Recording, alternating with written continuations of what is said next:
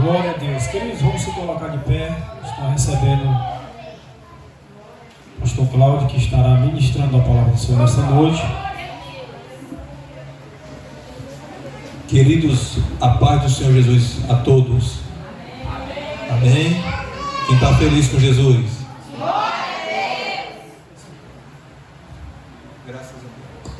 Graças a Deus. Aleluia.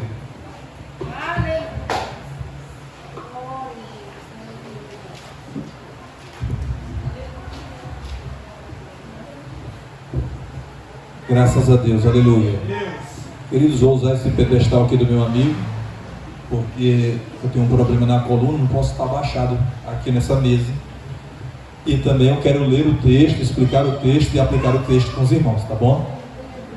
Vocês aceitam? Vocês são bênção de Deus, né? Abra sua Bíblia comigo, o segundo livro de Samuel, capítulo de número 6. Versículo de número 1 ao versículo de número 11. Tão somente esses textos da Bíblia Sagrada. Graças a Deus. Glória a Deus, aleluia. Estão me ouvindo bem? Amém? Segundo livro de Samuel. Irmãos, não é segunda Samuel, segunda Reis. É segundo, é um livro. Aí chamamos segundo livro de Samuel, segundo livro dos reis. Aí quando é crônicas, é segundo livro das crônicas. Tá bom? A título de informação. Capítulo 6, versículo 1 ao versículo 11. Quem encontrou, diga glória a Deus. Glória a Deus. Quem não encontrou, eu vou esperar. O tempo está curto, eu vou ver se eu consigo resumir esse pequeno esboço, mas vai ser de grande valia aos nossos corações, tá bom, irmãos? Amém? Amém? Segundo livro de Samuel. Gênesis, Êxodo, Levítico, Números, Deuteronômio, Josué, Juízes e Ruth, primeiro e segundo Samuel. Vai dar certo. Graças a Deus. Está escrito assim: tornou Davi a juntar todos os escolhidos de Israel, em número de 30.000. Dispôs-se e com todo o povo que tinha consigo, partiu para Baalá de Judá, para levarem de lá para cima a arca de Deus, sobre o qual se invoca o nome do Senhor dos Exércitos, do Senhor dos Exércitos, que se assenta acima dos querubins. Puseram a arca de Deus num carro novo, e a levaram da casa de Abinadab, que estava no outeiro de Uzá, e Aiô, filhos de Abinadab, guiavam um carro novo. Levaram-no com a arca de Deus da casa de Abinadab, que estava no outeiro, e Aiô, e adiante da arca. Versículo 5. Davi e toda a casa de Israel alegravam-se perante o Senhor, com toda sorte de instrumentos, de pau, de faia, com harpas, com saltérios, com tamborins, com pandeiros, com símbolos. Quando chegaram à eira de Nacon, estendeu Uzá a mão, a arca de Deus, e a segurou, porque os bois tropeçaram. Então a ira do Senhor se acendeu contra Uzá, e Deus o feriu ali por esta irreverência, e morreu ali junto à arca de Deus. Desgostou-se Davi, porque o Senhor irrompera contra Uzá, e chamou aquele lugar Pérez Uzá, até o dia de hoje. Temeu Davi ao Senhor naquele dia, e disse: como virá a minha arca do Senhor? Não quis Davi retirar para junto de si a arca do Senhor, para a cidade de Davi, mas a fez levar à casa de Obed-edom, o geteu. Ficou a arca do Senhor em casa de Obed-edom, o geteu, 3 meses, e o Senhor o abençoou a toda a sua casa. Podeis assentar com sua Bíblia aberta, por gentileza. É a Assembleia Geral, culto de ensino, ou culto de doutrina, como queira, tá bom, meus queridos? Meus irmãos, Deus sempre trabalha com regras. Vou repetir para que os irmãos possam memorizar. Deus sempre trabalha com regras. E Ele exige dos seus servos responsabilidade. Dá para você repetir comigo? Diz assim: Deus, mais bonito, Deus sempre trabalha com regras. Diga assim: e exige responsabilidade dos seus servos. Assim, queridos, foi e é na história. Na Bíblia também não é diferente. Como, por exemplo, já que nós adentramos o texto, eu quero só trazer alguns exemplos para você. Por exemplo, lá no livro de Gênesis, conta a história de Adão. Deus deu uma regra a Adão. Qual foi a regra? Adão, você observe, de todas as árvores você pode comer, mas a árvore do conhecimento do bem e do mal, você não pode comer. Uma regra. Qual é a responsabilidade de Adão? Não comer do fruto proibido. Mas Deus, como trabalha com regras, Ele deu também regras a Noé.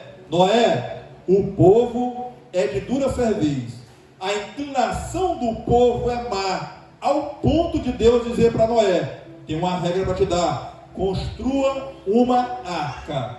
Regra. E aí a disciplina, a responsabilidade de Noé, construir a arca durante muitos e muito tempo. Deus sempre trabalha com regras. Vocês lembram de Abraão?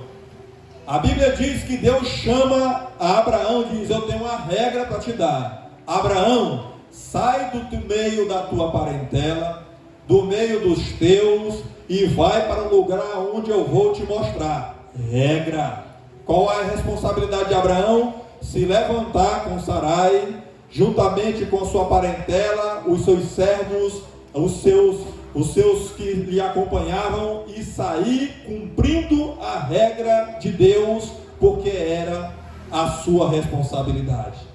Vocês lembram de Moisés? A Bíblia diz que Deus chama Moisés já com 80 anos e diz a ele: eu tenho uma regra para te dar. Vai até o Egito, conduz o povo pelo deserto até Canaã. Regra.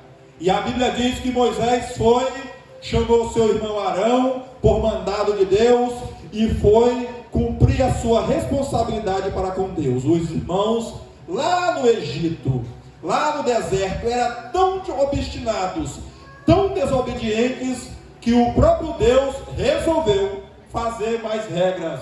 Ele deu a Torá, o livro da lei, 613 mandamentos, decretos, estatutos, para que o povo observasse as regras de Deus.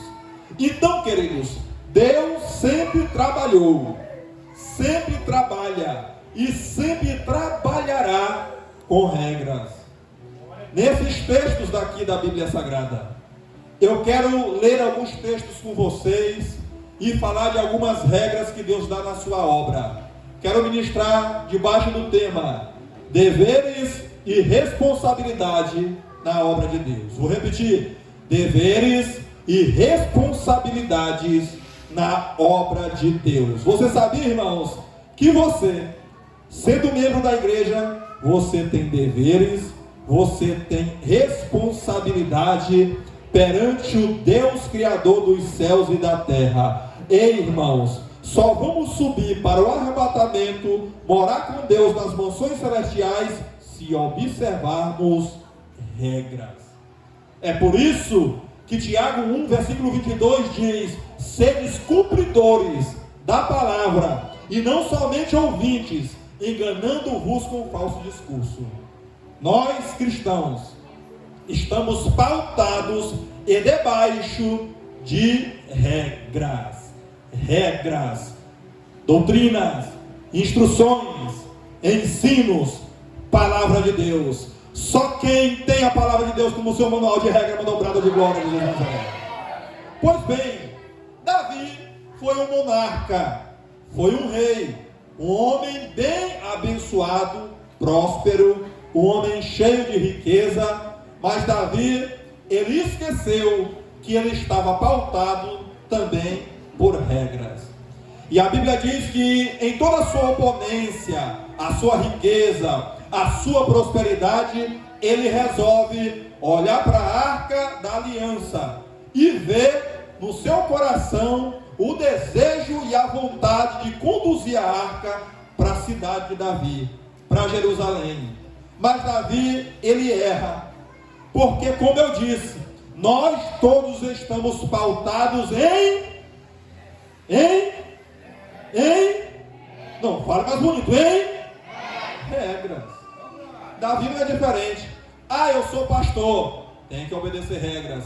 Eu sou presbítero, tem que obedecer regra. Eu sou diácono, tem que obedecer regra. Eu sou a irmãzinha do sapatinho de fogo do círculo de oração, tem que obedecer regras. Eu sou líder da mocidade, tem que obedecer regras. Irmãos, todos nós que estamos com os pés nesta terra, estamos debaixo das regras e regras de Deus, bendito seja o nome do Senhor. Não é diferente também com Davi. Davi, mesmo sendo rei, coloca em seu coração, irmão Rangel, o desejo de levar a arca para a cidade de Davi. Versículo 1 ao versículo 4, leia comigo por gentileza, algumas lições que eu quero extrair com você, transmitir para você. Primeira lição aqui que nós aprendemos: nem sempre fazer a obra de Deus significa que estamos fazendo de maneira correta. Vou repetir: nem sempre que fazemos a obra de Deus significa que estamos fazendo de maneira correta. Versículo 1 ao versículo de número 4 está escrito: tornou Davi a juntar todos os escolhidos de Israel em número de 30 mil. Diga comigo, 30 mil. Diga, 30 mil.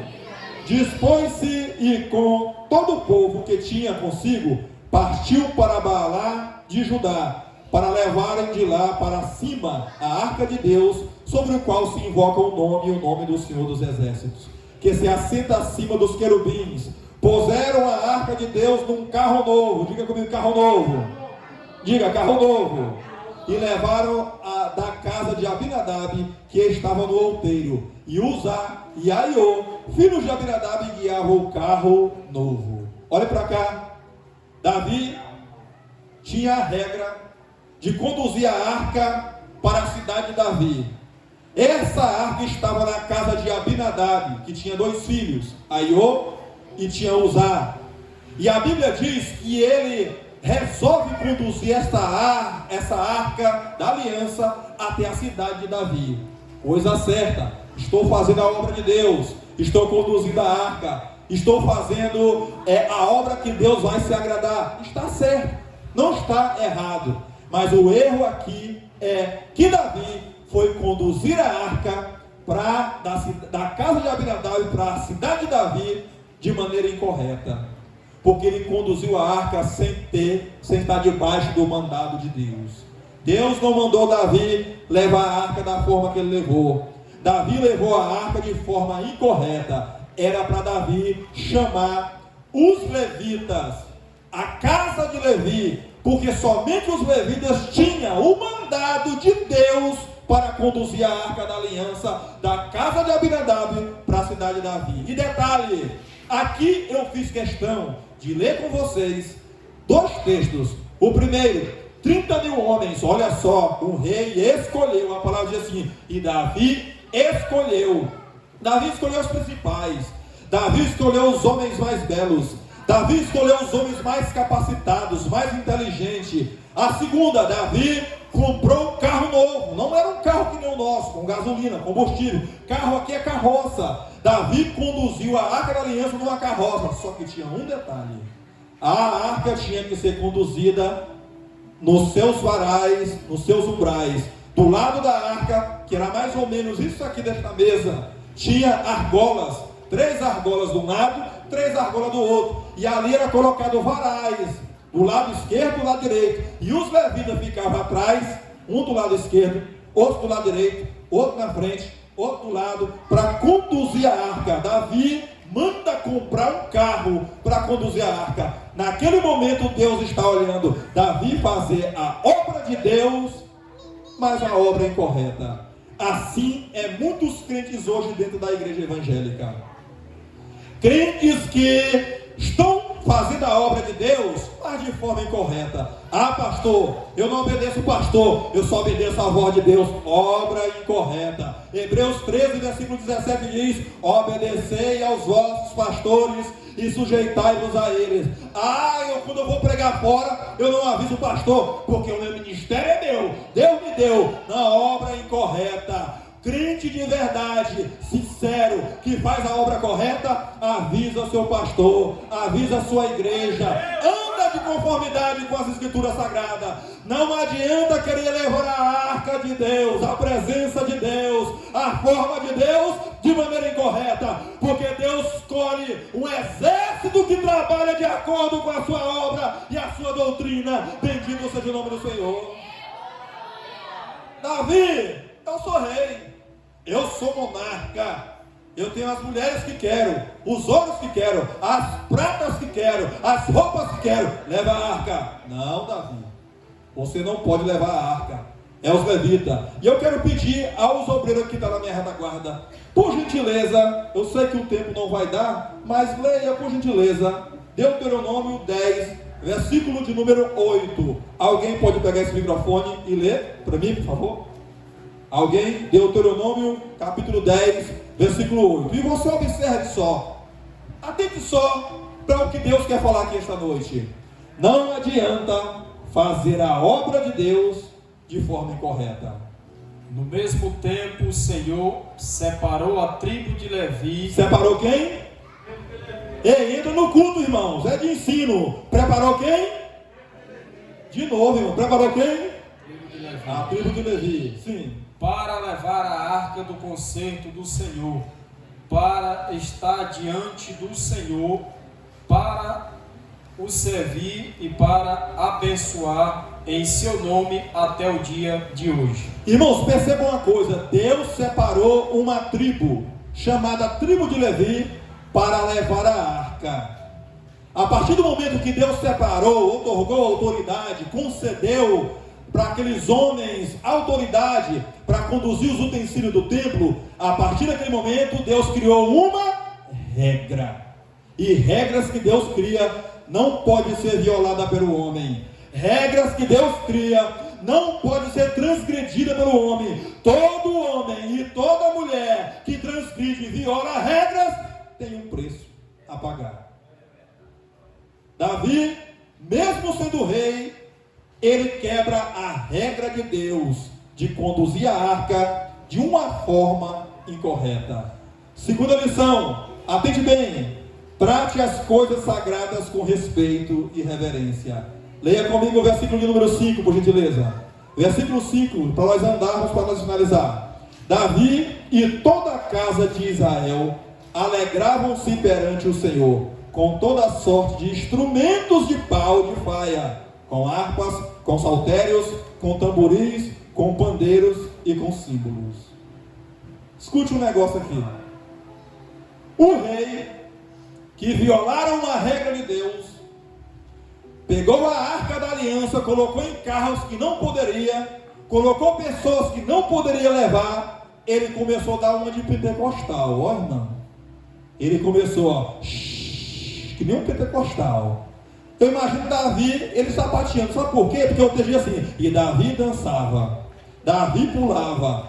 Preste bem atenção: um rei quebrando paradigmas, quebrando protocolos, quebrando regras, pulando. Estou pulando na presença de Deus, eu estou levando a arca, estou levando a arca.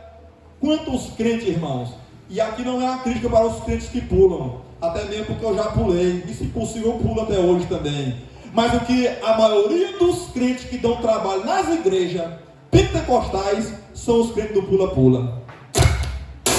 Porque os crentes do pula-pula, irmão, são aqueles crentes que com ele não tem regra. Ele pula. Uma vez eu estava na congregação Betel e o pastor Edmar falou assim: irmão Cláudio, para aquele jovem ali que ele vai se machucar.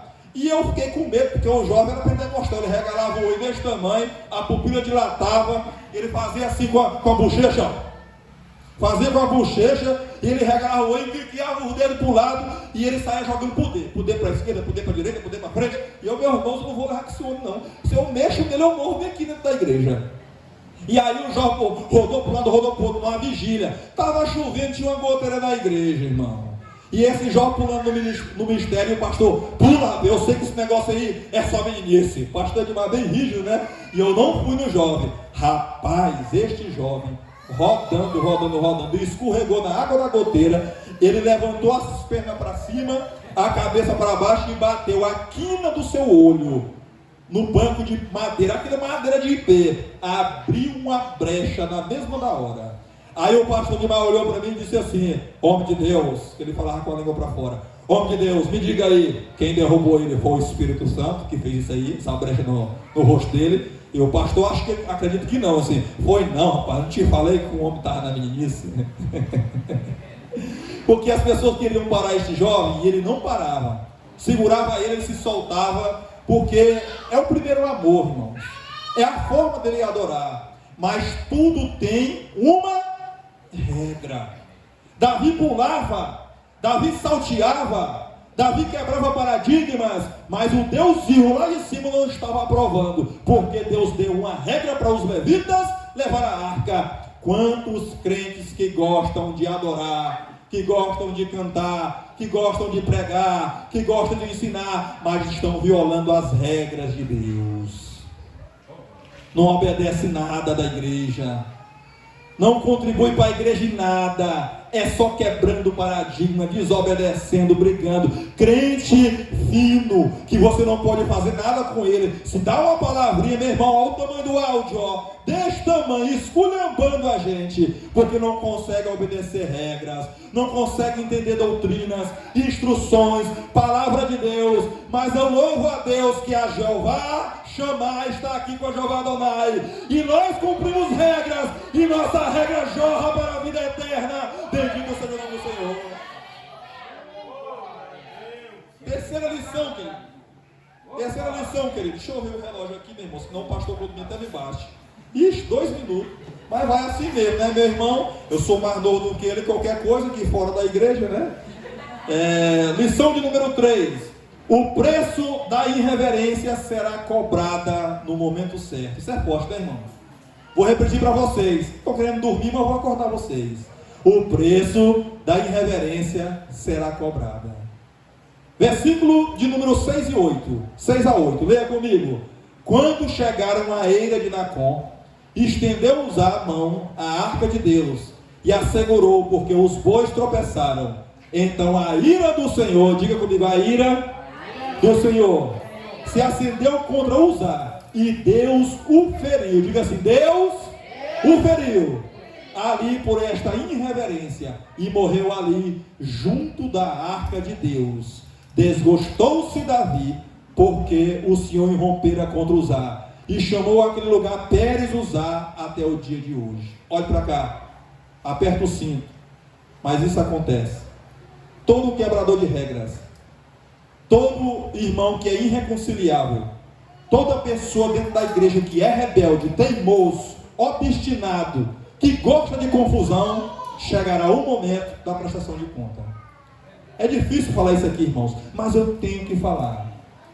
Crente desobediente, crente teimoso, turrão, brigador, aqui canta, louva a Deus, mas lá fora a boca é cheia de palavrão. Aqui canta, prega e ensina, mas lá fora pior do que um demônio, uma pombagira sete sai. Não pode ver uma mulher, não pode ver um homem. Queridos, Deus trabalha com regras, e só entrará nos céus aqueles que cumprem as regras de Deus. Bendito seja o nome do Senhor. É por isso, irmãos, que o texto diz que este homem, Uzá e Aiô não toca na arca, só Uzá toca. E quando ele toca, porque os bois tropeçavam, na hora que ele toca, o próprio Deus acendeu-se a ira. E ira aqui, irmão, não é um sentimento que nem o nosso. Nós temos ira de ter raiva mesmo. A ira de Deus, na teologia, é um atributo. É um atributo de Deus. A ira, no original, é zelo. Deus, ele tem zelo para suas coisas. Uzá toca na arca, e não era para ele tocar, eram os levitas. E como os levitas não tocam, Deus resolve trazer na mesma da hora o juízo para Uzá.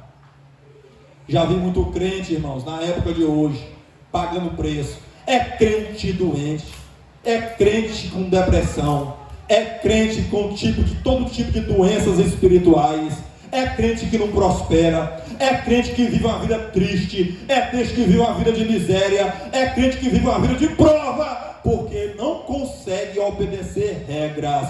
Mas quando obedecemos regras, a Bíblia diz que nós prosperamos para o louvor e a glória do nome do Senhor Jesus Cristo. Uzá sofreu na mesma hora, instantaneamente, irmão Roberto. Foi instantâneo. Tocou na arca, Deus matou. E quantas pessoas estão assim, irmãos? Olha só o que diz o versículo de número 8, irmãos. Olha só. Desgostou-se Davi porque Deus o irrompera contra Uzá e chamou aquele lugar Perez-Uzá até o dia de hoje. Aí o versículo 9, leia comigo para finalizar. Temeu Davi ao Senhor naquele dia. Olha para cá. Por que Davi não temeu antes? Se ele é um rei, escreveu 70 salmos. Davi é poeta, era escritor, era leitor, ele sabia da Bíblia. Por que Davi não temeu antes? Davi sabia que os levitas tinham que levar a arca. Davi sabia que a doutrina, a instrução era dos levitas, mas ele mesmo assim usou da sua autoridade para conduzir a arca de maneira incorreta. E a Bíblia diz que quando Uzá morre, aí temeu Davi ao Senhor. Meu Jesus, é obrigado morrer uma pessoa para ter o temor de Deus? Assim é nos dias de hoje. Quantas pessoas só querem temer a Deus depois que acontece a desgraça, a miséria, a prova, a luta dentro do seu lar, da sua casa? Quantas mulheres não querem só orar para o seu marido para voltar para casa quando ele já saiu de casa, em vez de estar orando logo antes?